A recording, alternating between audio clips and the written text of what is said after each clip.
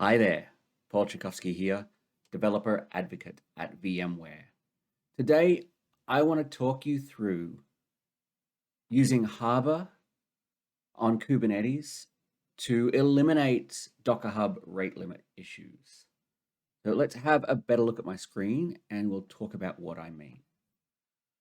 So in November of 2020, Docker kind of ended our free ride of just using Docker Hub as a catch-all, like pull images, like as much as we want. And they implemented rate limits, and that often leads to you seeing an error like this or an error like this, basically telling you that there's been too many requests on a particular image. Now, this is okay if you're doing Docker on the desktop and you see those errors. But if you're running Kubernetes and you encounter these, the result is like a pod just doesn't start and sits in pending, and you have to go and like explore that pod using describe or whatever to try and figure out why it's not starting. Now, you probably shouldn't be relying on Docker Hub for your production cluster, and arguably even for your dev cluster, because you don't want to sit around waiting for rate limits to be lifted. Thankfully, Harbor was very quick to update how they do replication and proxying to ensure that we'd actually be able to have a pretty good experience using Harbor as a proxy for Docker Hub. And it's aware of the rate limits and does its best to ensure that you won't hit those rate limits by trying to intelligently proxy images and only make requests up to Docker Hub if it absolutely has to. And so far, I've had a really good experience using it as such, and it's really reduced the amount of times I've had to sit there and wait for an image to be pulled.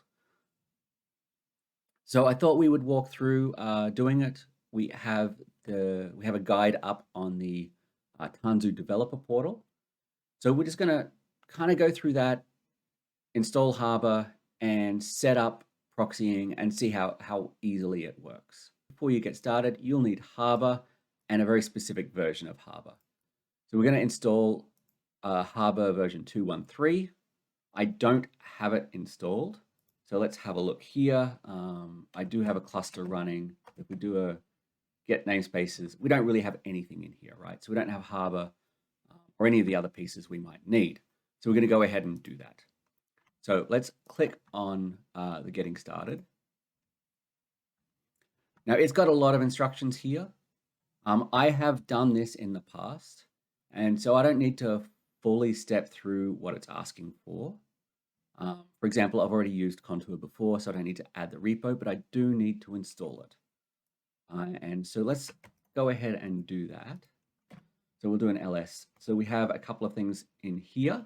And so we're going to go ahead and do a Helm install of Contour, but we're going to use our Contour values file, like so. Failed to create namespaces. Okay, so let's do create namespace and the Helm command. That'll solve that. Otherwise, I would need to create the namespace beforehand. And then don't worry about these warnings. That's just showing us some deprecation warnings that aren't affecting us yet. Here's Cert Manager. So I'll copy this. So we'll go ahead and run Helm install on Cert Manager with create namespaces. So that's done. And then we also want to kapply-f let's just do it. Let's encrypt. We only need prod. So we'll do that. So with that done, we can come right down to this right here. Helm install Harbor create namespace. We'll remember to do that. All right, so that has done that. And you can see there it's telling me what my domain is. Okay, and we have Harbor mostly installed. The job service will come up shortly now that core is up. And I believe we also have our domain has fully registered and is ready. So let's do a kget ingress. And that'll remind us of what our host is. and then so we'll do a host on that. And that gets us through to the right place. So now we can grab this. We can open up our browser. We can go to here. And we should be able to log in. I think I set this as my password. Yes. All right, so here we are. We are in Harbor. Because we use Cert Manager, we are connected via HTTPS. And when we use Docker in a little bit to log in and push and pull images, it'll just work. So now we have Harbor installed, we can actually move on to our guide. So let's pop it back to here. And we have a prerequisites. So we've done this. So set up a registry endpoint. Right, so we need to tell Harbor whether we do replication or proxying, and I'll talk about the differences of those as we go through this. You need to know, like Harbor needs to know about Docker Hub. So we need to create it as a registry endpoint, and we do this like so. So let's go ahead and follow those instructions. Administration registries, new endpoint, and we just change provider to Docker registry, no, to Docker Hub, and then Docker Hub. Let's just make sure I use the right, okay, Docker Hub as in Docker Hub. And then I can leave the URL alone because obviously it knows what that is. If I wanted to access private repositories on Docker Hub, I could enter a access ID and secret there, but I just want to use regular images. So I can hit test connection. That's going to validate that Harbor can access Docker Hub, right? So we hit save on that. Now it's showing up here as healthy status. So now Harbor knows about Docker Hub. We can go ahead and create a Docker Hub proxy. Now we can have a look at the official Harbor documentation real quick, as it tells us how the proxy caching works. So when we make a pull request to a proxy cache project, if the image is not already in Harbor, Harbor will connect to the target registry, the endpoint we just created, and we'll pull it from there, and then will allow us to pull it from Harbor. And that all happens pretty quickly behind the scenes. So we don't actually know what's happening. And then the next time a user requests the image, Harbor makes sure that the image is still correct, and then will give us the image from Harbor without having to re-pull it from Docker. If it's changed or it doesn't have it or it's expired, it will basically go through and re-pull it. And so you can see here some updates. It only does a head request to Docker Hub versus a full request. And some changes like this is what's made it more compatible with how Docker is doing rate limits, because I believe a head request doesn't affect the rate limiting, as it says right here. But if an image layer has updated, it will then pull the new image, and that will count towards the Docker Hub rate limiter. So that's kind of how the proxying works. So let's pop back to here, and it's telling us to go to projects, add a new project, call it Docker Hub Proxy, public, leave those alone. So let's go ahead and do that. So projects, new project, we call it Docker Hub Proxy. We want public, and we want proxy cache, and we set our endpoint. Actually, a drop down, and you just pick the one you created. So that's done. We now have a public repository called Docker Hub Proxy, and I think we can just go ahead and start pulling images now. So let's pop back to the docs. So you can see Docker pull URL of registry, Docker Hub Proxy, library. So when you pull from Docker Hub, if you just pull Ubuntu, it kind of aliases through to library. But when you're doing proxying and stuff, you need to be a bit more specific because that aliasing isn't necessarily going to translate all the way through. We're going to go ahead and do a Docker pull of this. Docker pull Harbor Docker Proxy Library Ubuntu 2004. And you can see this is pulling from Docker Proxy Library Ubuntu 04. Now, I never added that to our registry, right? And so that suggests that the proxying is working. If we come back to here, and let's just refresh this whole page, hit on here, and you can see we have one repository now. It has one artifact, and it's had one pull.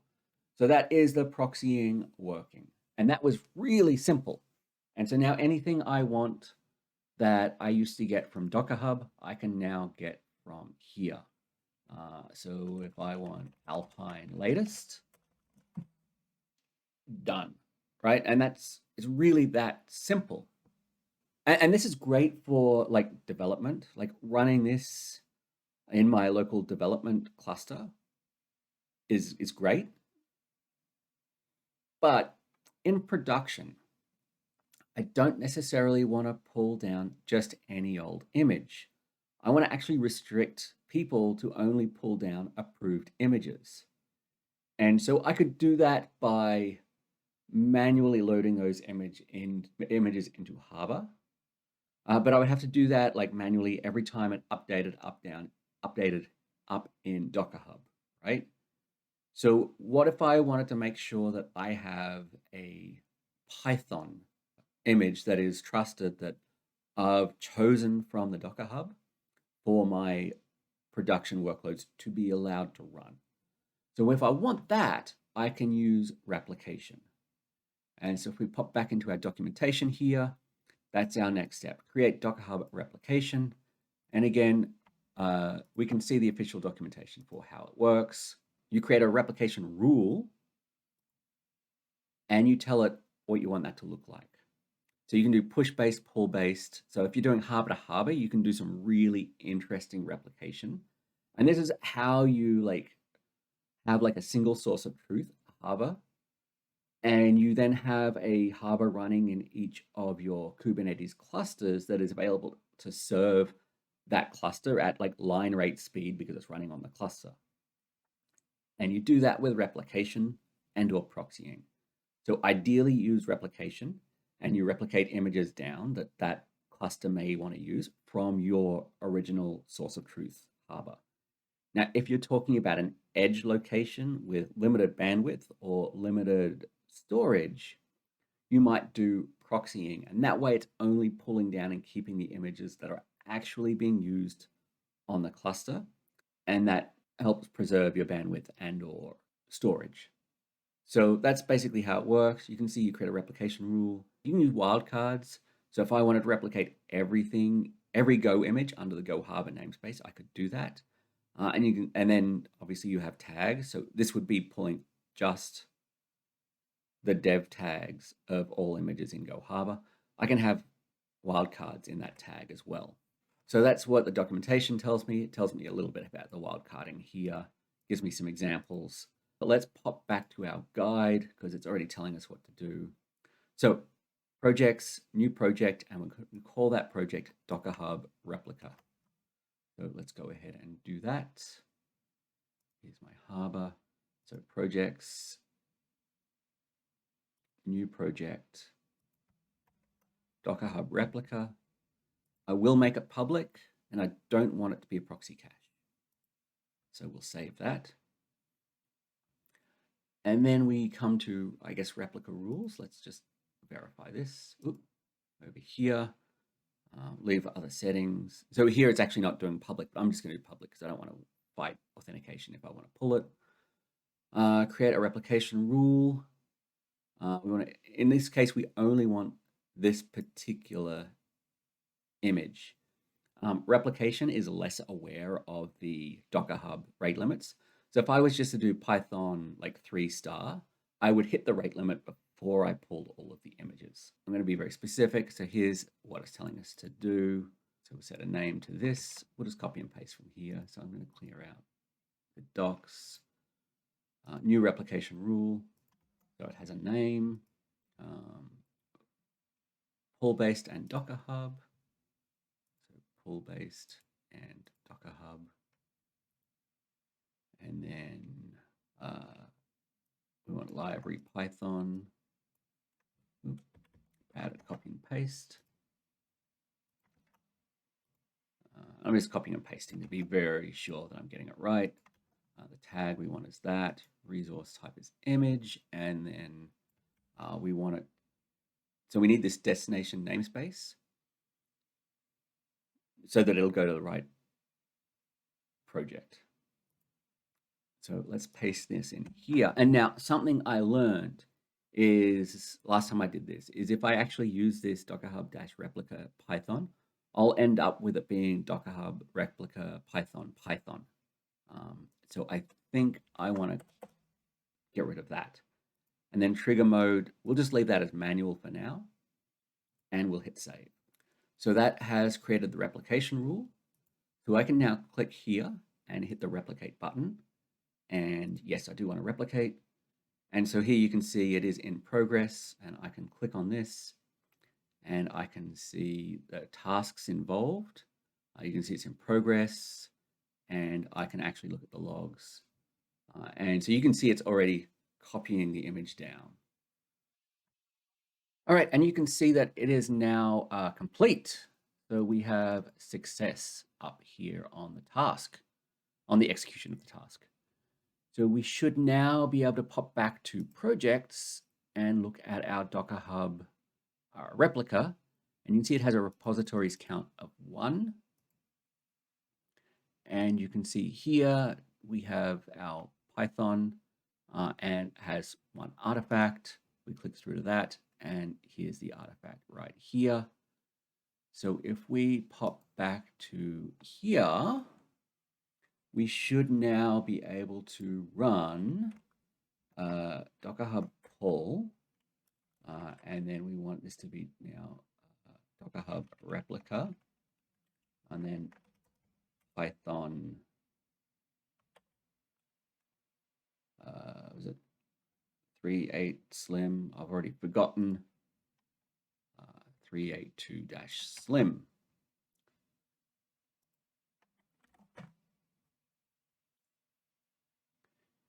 So here we go. We're now pulling Python from Harbor as the Docker Hub replica versus the Docker Hub proxy.